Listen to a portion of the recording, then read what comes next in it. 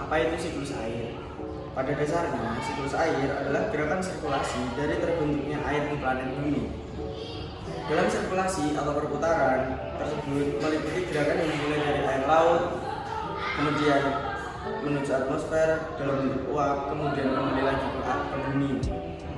Keberadaan siklus air ini pertama kalinya digambarkan oleh Bernard Manesi pada tahun 1580. Kala itu beliau mengatakan bahwa air yang menguap dari lautan membentuk awan, kemudian awan bergerak ke daratan, kemudian lalu turunlah hujan. Hujan tersebut nantinya akan mengalir lagi dan kembali menguap. Sebelum keberadaan siklus air ini dibahas oleh Manesi, pada abad ke-19 juga terdapat teori Aristoteles yang mengungkapkan bahwa air menguap dari tanah lalu berkondensasi di dalam gua besar yang ada di pegunungan. Kemudian gua tersebut membentuk sebuah danau sehingga memunculkan sebuah mata air. Nah, setelah adanya perkembangan zaman sekaligus ilmu pengetahuan, maka dapat diketahui bahwa siklus atau perputaran air itu mempunyai beberapa tahapan. Lalu selanjutnya kita akan menjelaskan tentang siklus daur air. Nah, di siklus daur air ini ada dua macam, yaitu nomor satu ada transpirasi dan evaporasi. Kalau evaporasi itu penguapan yang dihasilkan dari air di permukaan bumi, kalau transpirasi itu dihasilkan dari penguapan tumbuhan-tumbuhan dan adanya perubahan dari cair menjadi gas. Terus yang kedua itu ada kondensasi. Nah, kondensasi ini terjadi pengumpulan awan atau pembentukan awan dari perubahan cair ke gas. Kemudian awan yang mengandung air itu tidak dapat membendung lagi, lalu terjadilah hujan. Proses ini disebut dengan presipitasi. Setelah hujan turun, mengalir lewat air sungai yang kemudian diserap oleh tumbuhan, dan ini disebut dengan proses infiltrasi. Berikutnya kami akan menjelaskan tentang peran produsen dan konsumen dalam siklus air. Jadi peran produsen dalam siklus air itu, tanaman menyerap air hujan, lalu digunakannya untuk proses fotosintesis. Nah, di proses fotosintesis itu menghasilkan oksigen. Ya. Itu tadi penjelasan saya tentang peran produsen. Oke, kemudian ke peran yang konsumen. Setelah tumbuhan menghasilkan oksigen, konsumen itu menghirup oksigen dari tumbuhannya. Kemudian konsumen yaitu hewan bernafas menggunakan oksigen, kemudian mengeluarkan CO2. Nah, CO2-nya ini dikeluarkan oleh konsumen, kemudian akan menjadi uap, kemudian kembali akan diuapkan, ya, akan menguap dan menjadi air lagi. Terima kasih. Bisa lanjut ke selanjutnya. Oke, lanjut yang untuk kegunaan air bagi makhluk hidup. Oke, itu keberadaan air di muka bumi ini tentu saja berguna bagi seluruh makhluk hidup di muka bumi ini. Ada manusia, tumbuhan, ataupun hewan. Yang pertama bagi manusia. Yang pertama bagi manusia itu untuk memperlancar sistem pencernaan.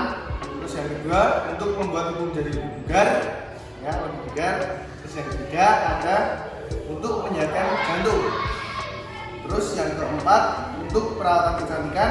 Yang kelima ada membuat otot tubuh berfungsi secara baik.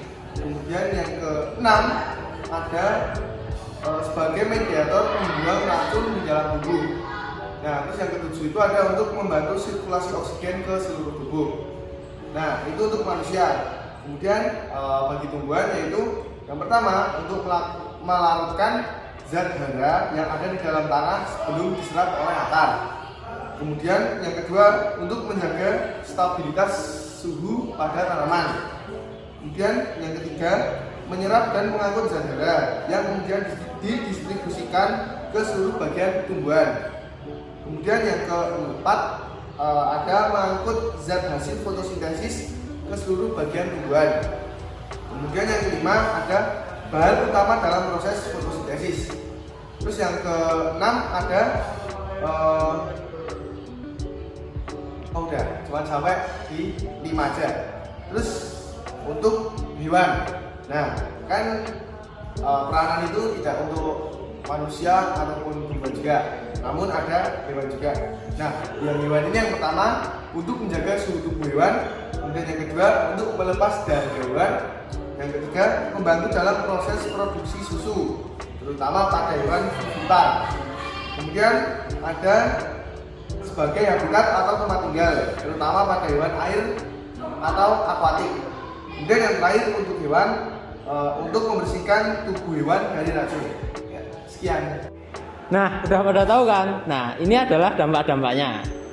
Pertama, efek rumah kaca. Efek rumah kaca ini merupakan dampak dari pemanasan global yang mana dapat mengakibatkan mencairkan gunung-gunung es di daerah kutub. Apabila hal ini terjadi, maka permukaan air laut juga akan ikut naik. Kedua, hujan asam. Terjadinya hujan asam ini harus diwaspadai sebab berbentuk sebagaimana hujan pada umumnya, sehingga bersifat global dan mengganggu keseimbangan ekosistem. Secara global pula, tidak hanya berdampak pada lingkungan biotik saja, tetapi juga pada lingkungan abiotik. Ketiga, pencemaran air. Pencemaran air adalah dampak yang sangat mudah dirasakan apabila kegiatan-kegiatan tersebut masih berjalan. Dalam pencemaran air ini, nantinya akan terjadi perubahan pada keadaan di suatu tempat penampungan air, mulai dari danau, sungai, lautan, hingga air tanah, yang mana tentu saja akan berdampak pada aktivitas manusia sehari-hari. Oh iya guys, kita lupa perkenalan ya kan? Sini aku spill satu-satu. Afifah nomor 1, Axelo nomor 7, Bening nomor 15, Riang nomor 24, Panji nomor 30, Seto nomor 32. Ya maaf kalau kecepatan. Sekian dari kelompok siklus air. Akhir kata. Terima kasih